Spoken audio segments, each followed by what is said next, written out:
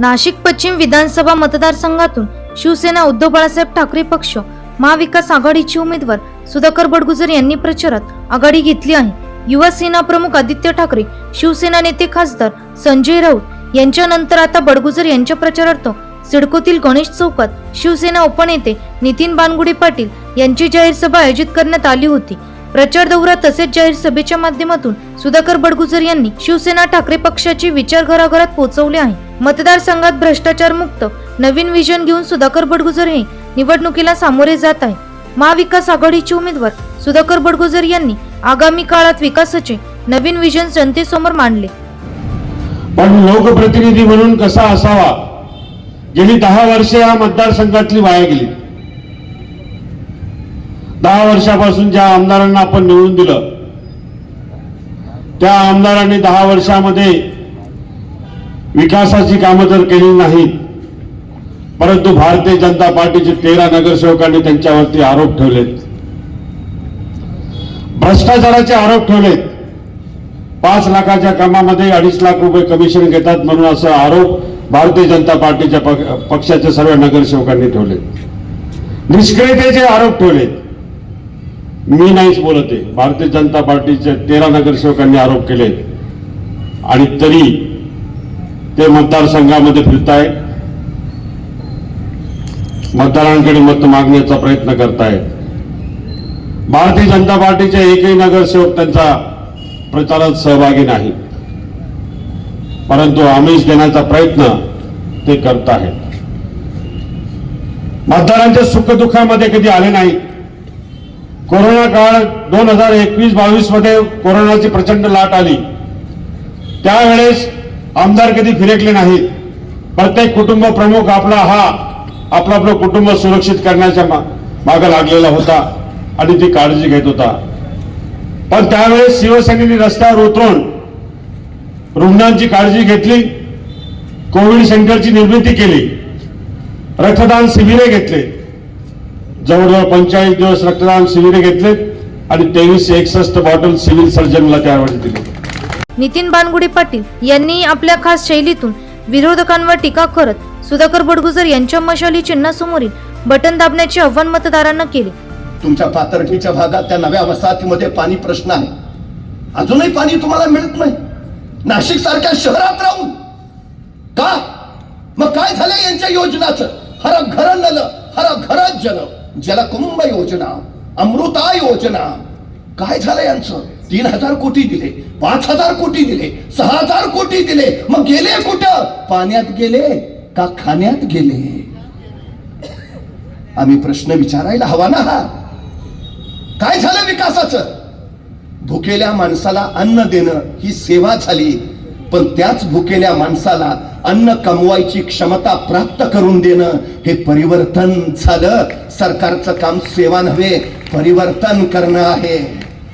हे परिवर्तन व्हायला हवं। परिवर्तन। उद्धवजी ठाकरे मुख्यमंत्री होते, कोरोना सारखं महाभयानक संकट महाराष्ट्रावर कोसळलं। हॉस्पिटलची कमतरता, आरोग्य कर्मचाऱ्यांची कमतरता, डॉक्टरांची कमतरता, एवढंच नव्हे ऑक्सिजनची कमतरता, पण तरी या सगळ्या संकटावर मात करत उद्धवजींनी महाराष्ट्र सुखरूप आणि सुरक्षित ठेवला। परवा एक स्वच्छता कर्मचारी मला म्हणाला की महाराष्ट्र खरंच भाग्यवान आहे, महाराष्ट्राला अत्यंत योग्य वेळी उद्धवजी ठाकरेंसारखं नेतृत्व मिळालं। कोरोनाच्या कालखंडामध्ये जर उद्धवजी मुख्यमंत्री नसते तर महाराष्ट्राच्या रस्त्यावर माणसं मरून पडलेली तुम्हाला दिसली असती। उद्धवजींच्या त्या कोरोनाच्या काळामध्ये परकीय गुंतवणूक वाढली, उद्योगधंदे वाढले, बेरोजगारीत घट झाली, महाराष्ट्र थांबला नाही, महाराष्ट्र थांबणार नाही असं म्हणत उद्धवजींनी महाराष्ट्र प्रगती पथावर नेला। मग 5 वेळा सर्वेक्षण झाली आणि देशातल्या पहिल्या 5 सर्वोत्तम मुख्यमंत्र्यांमध्ये उद्धवजी ठाकरे कायम अग्रेसर राहिले। मग एवढं असताना सुद्धा तुम्ही पक्ष का फोडला? 40 गद्दार का दिले? कशासाठी? ती रात्र असून महाराष्ट्र विसरलेला नाही। ज्या रात्री उद्धवजींनी वर्षा भंगला सोडला आणि ते मातोश्रीकडे निघाले, सगळा महाराष्ट्र हळहळत होता, अनेकांच्या डोळ्यात अश्रू आले होते। एकीकडे महाराष्ट्र गहिवरला होता तर दुसरीकडे हे 40 गद्दार टेबलावर चढून नाचत होते का? उद्धवजींना मुख्यमंत्री पदावरून खाली उतरवलं याचा आनंद होता का? महाराष्ट्र लुटायला या लोकांना मोकळा करून दिला याचा आनंद होता? कसला आनंद तुम्हाला होता? मला असं वाटलं होतं की नाशिकचा हा भाग स्मार्ट झाला असेल. मला असं वाटलं होतं इथल्या पायाभूत आणि मूलभूत सुविधा परिपूर्ण झाल्या असतील. मला इथं असं वाटलं होतं की विकासाच्या सर्वोच्च उंची इथं गाठल्या गेल्या असतील. पण इथं आल्यावर मला प्रश्न पडला की गेली 10 वर्ष भाजपचे आमदार इथं आहेत. त्यांच्या कारकिर्दीमध्ये खरं तर इथं काही करायचं आता राहिलंय असं व्हायलाच नको होतं. कारण केंद्रामध्ये सत्तेत भाजप आहे, राज्यामध्ये सत्तेत भाजप आहे. अशा अवस्थेत सगळा विकास व्हायला हवाच होता. त्यामुळं मला प्रश्न एक असा पडला की या निवडणुकीत बडगुजर साहेब त्यांनी त्यांचा जाहीरनामाच काढलाच नसेल, कारण सगळं इथं परिपूर्ण करून झालं असेल.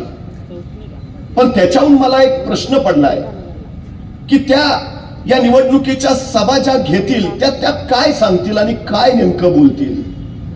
एक सद्ग्रस्त होते, रोज सकाळी कामावर जायचंय, दुपारच्या सुट्टीत सगळ्यांबरोबर जेवायला बसायचंय.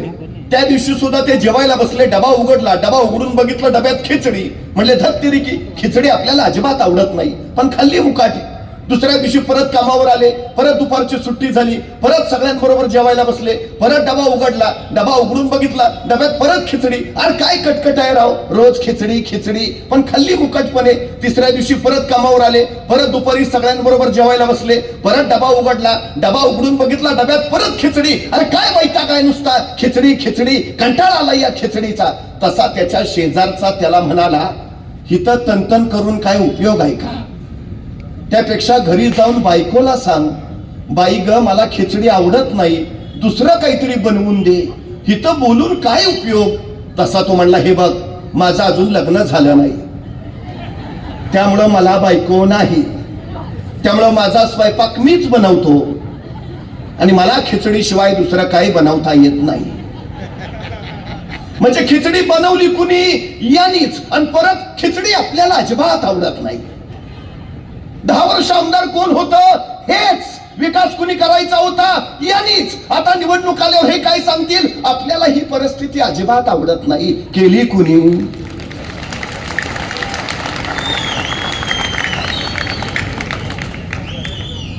आता विचार तुम्ही करायचा आहे. तुम्हाला विकासाची खिचडी हवी का प्रगतीचं शिवभोजन हवं, जे उद्धवजी ठाकरेंनी महाराष्ट्राच्या जनतेपर्यंत पोहोचवलं?